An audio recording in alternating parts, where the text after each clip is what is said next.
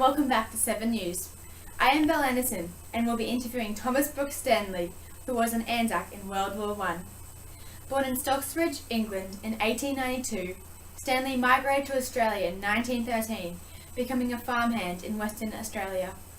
He enlisted for the Army in Black Boy 1915 and was joined as the 10th Light Horse. He received a Distinguished Conduct Medal for his bravery and his actions during his time at war. So please, put your hands together for Thomas Stanley.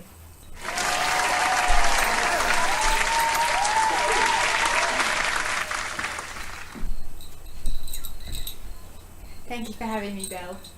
So firstly, Thomas, how did you come to Australia?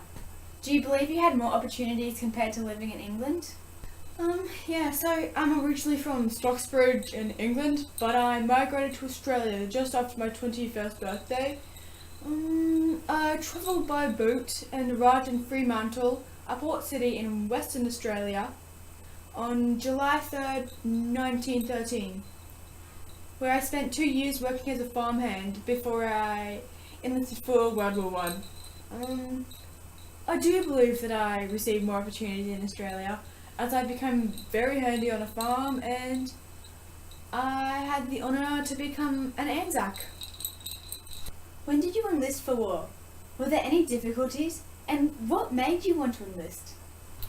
So I decided to enlist for war in 1915, and at that time I was a farmhand on Cecile P.S.'s farm.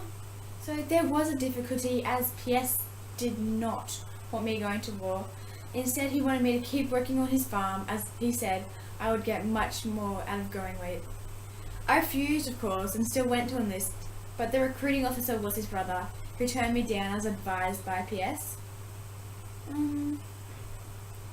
However, I did not give up, because I was determined to go to war, and I caught a train down to Perth where I enlisted at Black Boy. There was really only one thing that made me want to go to war, and that was I was really passionate for my country and wasn't going to refuse the offer to go fight for it. So, how long was it in between when you enlisted and when you were sent to training?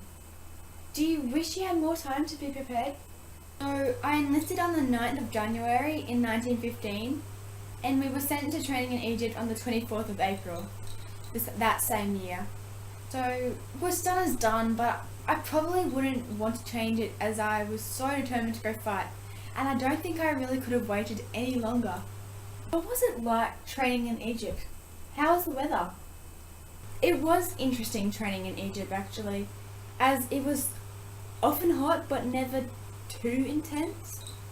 We trained in Egypt for just over 3 months, where we were learning the basic military skills and were training for fitness really. But the most common thing we had to do was drills and marching, which we had to do for at least 7 hours a day. When you first arrived at Anzac Cove, what were your thoughts? Were you nervous, excited, scared? Did you have any idea what war was about?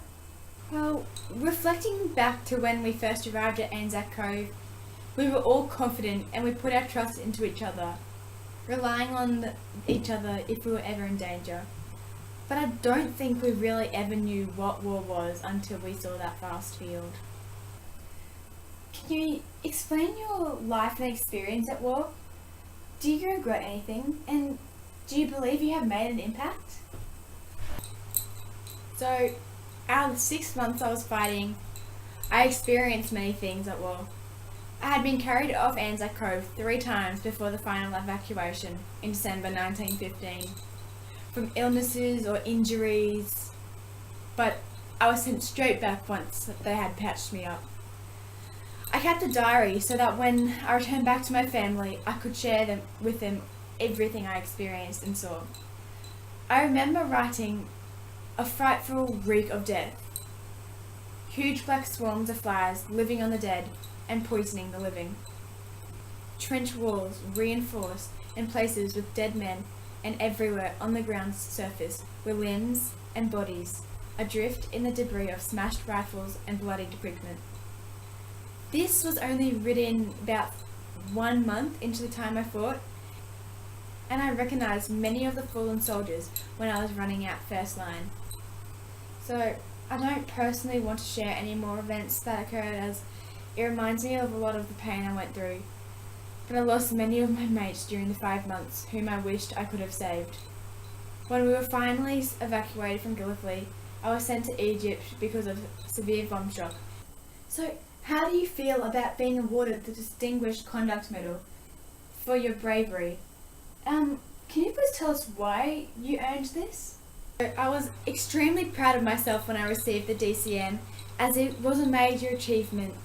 The reason I was awarded this, read this here, was because when I was given the instructions to evacuate by the commanding officer, I refused until every other soldier had left the trenches. Just before we had been evacuated actually, I was part of a group who stayed in the trenches for 37 hours, hand-to-hand fighting, where we had gotten to the point that we had to catch the bombs that were being thrown into our trenches back out, hoping we weren't going to get blown up in the process. Why were you sent back to Egypt? Do you think there was a possibility that you could have lost your life? So as I said before, I was sent back to Egypt because of severe bomb shock, where they treated me at a hospital. If I can remember right, I was treated to electric shocks because I had congealed blood from my head injury, but I can't change what happened, and I'm actually glad that I was only affected by bomb shocks, as many of the other men faced much more severe injuries. You're now married and have 3 children. How did you meet your wife, and how long did it take for you to settle back down in Australia? I met my wife Alice May Hicks in Egypt. She was the nurse who was working at the hospital I was sent to for my injuries and actually treated on me. After I had been discharged from the army in April 1920, we moved back to Western Australia together. We were married and we bought a property in Brunswick. We had 3 children, but my daughter Diana was 18 months old when she drowned in 1930. This was a very hard time for me, and I struggled for a very long period. Did you ever fully recover from war?